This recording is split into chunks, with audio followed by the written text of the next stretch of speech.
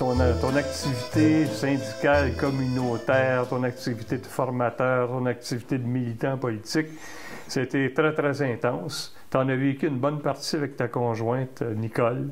Puis Nicole, vous vous étiez connus au PCO? Non.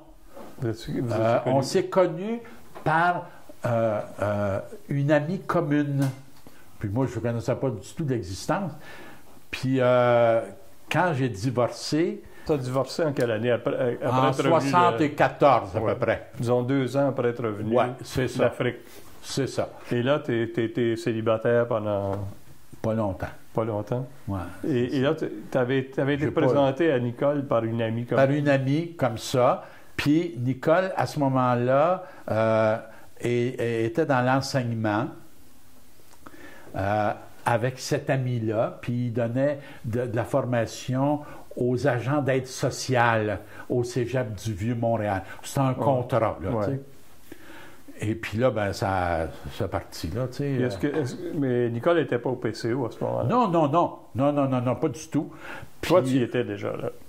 Ça veut dire que tu étais en train de... Oui, j'étais en train. Tu étais à mobilisation. C'est ça, c'est ça. J'étais en train de rentrer là-dedans, là. Tu sais, il y a toujours des périodes floues à un moment donné, là. Tu sais, tu signes pas une carte, là, tu sais, bang, là, tu sais.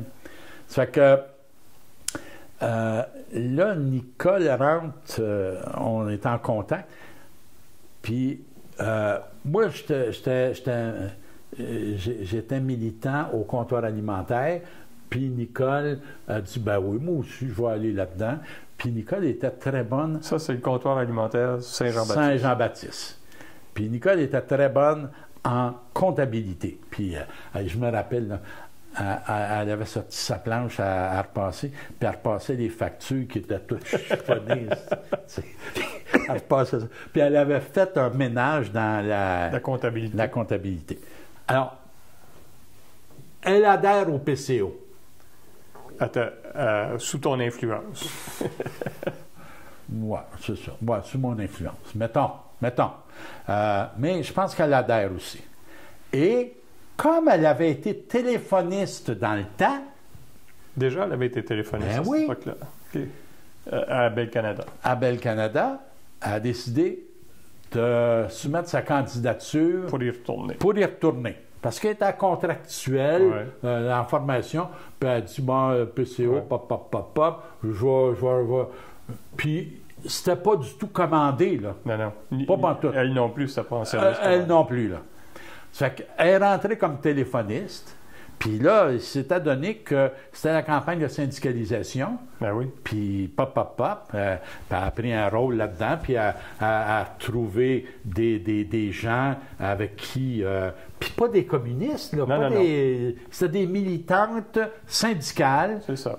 Tu sais, Michel, puis tout ça, là. Ça fait que... Puis elle a Michel Brouillette, puis elle a continué à travailler pour la syndicalisation, puis aussi en 79 dans le cadre de la grève des téléphonistes. La première grève des téléphonistes. C'est ça.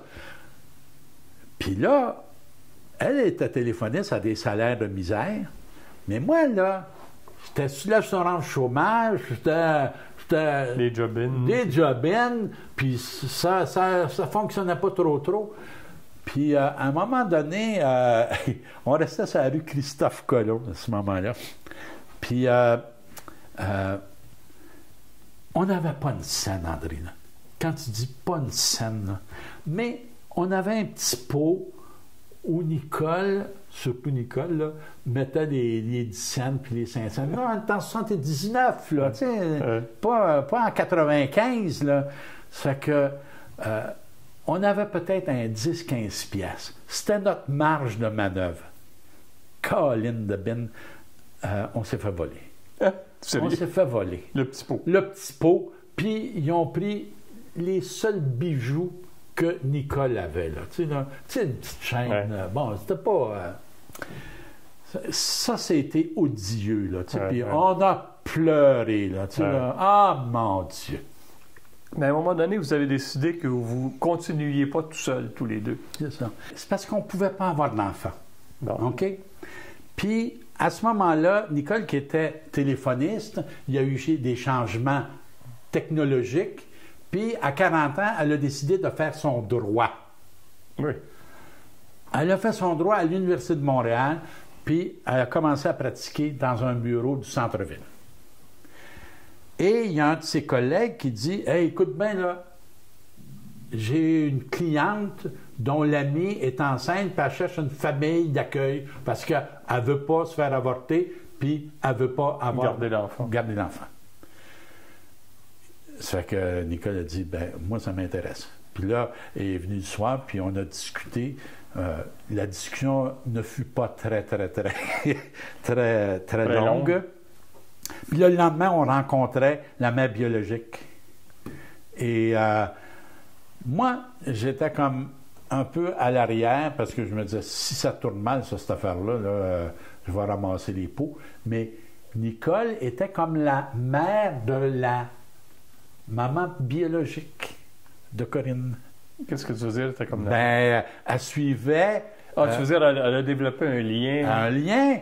Un lien quasiment hebdomadaire, puis comment ça va la grossesse, puis papa, puis elle donnait des conseils, puis... et on a assisté à l'accouchement. T'es sérieux? Ah oui? Oui. Et les services sociaux, parce que Kim, la mère biologique, disait, moi, c'est pas vrai que les services sociaux vont prendre la décision de confier ma fille à une famille que je ne connaîtrais pas. Ça fait que